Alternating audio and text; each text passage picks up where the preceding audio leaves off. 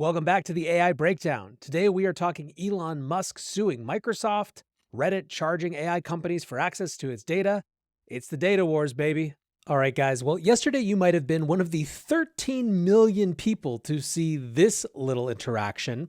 Twitter Daily News writes, News. Microsoft drops Twitter from its advertising platform as they refuse to pay Twitter's API fees.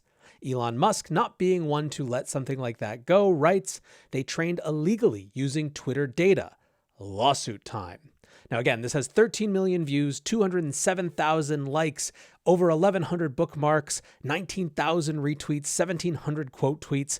So what's going on, and what does it have to do with a larger phenomenon happening in AI? Well, the specific offense from Microsoft was this notice. It's on the Microsoft advertising website, and it says, starting on April 25th, smart campaigns with multi-platform will no longer support Twitter. As of April 25th, 2023, you'll be unable to access your Twitter account through our social management tool, create and manage drafts or tweets, view past tweets and engagements, schedule tweets. Other social media channels such as Facebook, Instagram, and LinkedIn will continue to be available. However, it was clearly not what Elon was focused on. Elon shifted the conversation to be about AI. So specifically, Elon is accusing, or at least implied, that Microsoft and presumably OpenAI used Twitter data to train their large language models behind things like ChatGPT. Now, OpenAI and Microsoft, for the purposes of this tweet, I think were assumed to be one and the same, even though technically OpenAI remains an independent company, even though Microsoft owns a big chunk of them based on their last couple of investments. Now, holding aside the specifics of OpenAI or Microsoft, this is an issue that is starting to come up more and more and more. You might have heard of a Getty lawsuit last summer where Getty Images set out to sue Stable Diffusion for copyright infringement.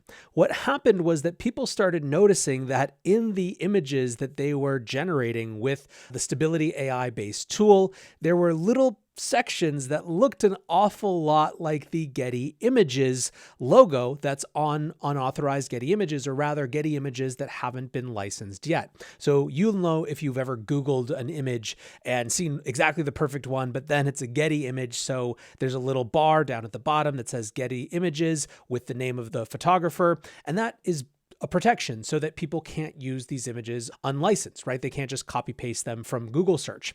Now, the way that Stable Diffusion was pulling images back, it showed something like that little patch. And that's because the AI wasn't able to understand that that wasn't supposed to be a part of the image. When it was searching or trying to draw inspiration to create its AI version of the image, it was looking at all the available materials, all the available images that it had been trained on. And if a meaningful portion of them were Getty Images, then it would just assume that that little box was supposed to be there. In the suit, Getty is accusing Stability AI of, quote, brazen infringement of Getty Images' intellectual property on a staggering scale. It claims that Stability AI copied more than 12 million images. Now, interestingly, in this lawsuit, not only was Getty focused on the fact that Stability AI had used their data set to train their model, but also that it was an issue, or that they presented the watermark in a way that is bizarre or grotesque, their words, and thus dilutes the quality of the Getty Images mark by blurring or tarnishment. So they really were hitting them from both sides. Now, fast forward, this issue is coming up more and more. Obviously, we see Elon talking about it, but he could just be talking, right? It's not for sure that he's going to actually follow through and sue Microsoft or go after OpenAI. But a company that has actually made moves specifically in this area already is Reddit. So Reddit is starting to charge AI models for learning from its huge data set. An Ars Technica article says LLMs can no longer lurk, learn, and profit from 18 years of links and chatter.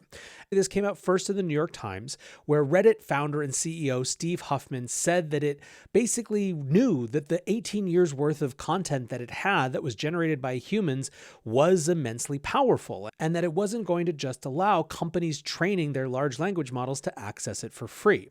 So the Reddit API will remain free for developers working on bots or other Reddit tools, as well as to researchers, but there is a new premium category for those companies that need more information. So this is from the Reddit announcement that followed that news story. They write, "We are introducing a new premium access point for third parties who require additional capabilities, higher usage limits, and broader usage rights." Now, what's interesting about this Reddit story is that there has been some speculation that one of the reasons that Elon really wanted to get his hands on Twitter was to access the huge amount of human language data that the platform represents. As far as I've seen, Elon hasn't even really hinted at that, but it's an interesting theory. The question of data and intellectual property that underlies AI training models has also recently been in the news in the context of the music world. Over the weekend, an anonymous TikTok user posted a track called "Heart on My Sleeve." It was a new Drake and The Weeknd track, except it wasn't. It used AI to put Drake and The Weeknd on this song, and it was a banger. Frankly, it went extraordinarily viral. McKay Wrigley says AI music is here. This is the first example of AI-generated music that really wowed me. This guy, Ghostwriter77 on TikTok, made a Drake x The Weeknd track that's actually kind of insane. You'll soon be able to make unlimited music by your favorite artists on demand with AI. Roberto Nixon wrote this extremely viral tweet, probably viral because it was attached to this track, and says, "Listen to this AI-generated song featuring Drake and The Weeknd. It goes so damn hard." It's by Ghostwriter977 on TikTok, and it's blowing up on socials and streaming platforms. UMG, which controls around 1/3 of the global music market, has already asked streaming platforms to ban AI, a modern Napster moment. Will be fascinating to watch this all unfold in real time. Now, very soon after he posted this, Twitter has the little "this media has been disabled" in response to a report by the copyright owner post. And this track was really eliminated from a lot of different parts of the internet. Although, of course, people downloaded it, and so it still exists. On April 17th, Rob Abelo tweeted, "This AI-generated song featuring Drake and The Weeknd trading lines about Selena Gomez dropped on Saturday. It now has 20 million streams in under 48 hours. TikTok 13 million, Twitter 5.3 million, Spotify 254,000, YouTube 144,000, SoundCloud 84,000. The track is impressive and the artist leans hard into AI in the branding. The title says it's AI. Artist name is Ghostwriter. They wear a cloth like a ghost in the videos. The fact it's AI is a feature. It's why everyone wants to talk about it. What about when that's not interesting anymore? Will AI mashups of celebrity artists become a new art form, like some mutant child of the remix?" Troy Carter, who was formerly Lady Gaga's manager and who now runs Venice Music, wrote, "Ghostwriter is the new Banksy. He should never reveal his identity." Now, there are a lot of opinions around this. Some people feel like this is a clear infringement of artists' IP and copyrights and are with the industry that this shouldn't be allowed. Others, whatever they think about whether it should or shouldn't be allowed, feel like it's entirely inevitable, which is obviously exactly how so many of these conversations in AI go. Then there's also the set of people who think that there is a new thing coming for creators in this new quote-unquote art form. Joey Politano tweets, "That sound you hear is the assembling of an army of copyright lawyers, the largest the world has ever seen, who have been in cryosleep since the Napster lawsuits, and have just now been awakened for one last job." Traffic Jam Master Jay writes something similar. "Only Gen Z would dare to wake the sleeping giant that is the RIAA in the battle over AI. Y'all don't remember how they absolutely beat the brakes off of Napster and Livewire. The RIAA is undefeated. We are exiting the F around phase and speed running towards find out." Now, all joking aside, I don't think that that's wrong.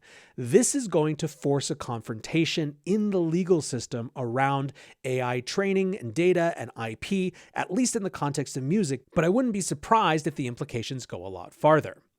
Last year, even before ChatGPT came out, The Verge wrote an article called "The Scary Truth About AI Copyright is Nobody Knows What Will Happen Next."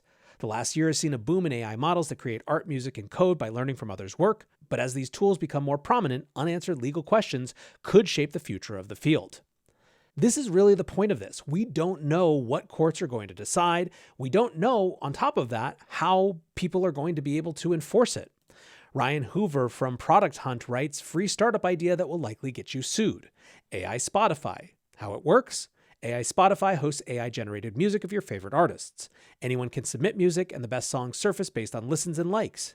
Music with the most listens earns a pro rata share of subscription revenue reserved for the original artists. For example, Drake could claim money generated from his likeness on the platform.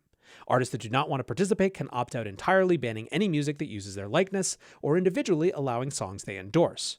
Of course, there are many ethical and legal issues with this model, especially with labels. But maybe this is a germ of a shower thought that has potential. I like this view from Ryan. I think that it splits the difference between the take that this is going to be prevented activity, but also the reality that this is likely inevitable activity, and that no amount of legal pressure and court decisions can really stop technology like this once it's out of the bottle. This at least would be a way for the AI-generated set of music that's built on artist catalogs to A, benefit them in some way, B, be clearly segmented from other types of music, and C, still not undermine all the incredible creativity that's poised to go into this. Anyways, this is a beginning of an issue that is going to do nothing but grow more and more intense, and frankly, we could see a very different landscape for AI startups in a few months, to say nothing of a few years. But anyways, guys, the data wars, they are here, they have begun. That's the story for today. It's a story that we will hear lots more about. Until next time, peace.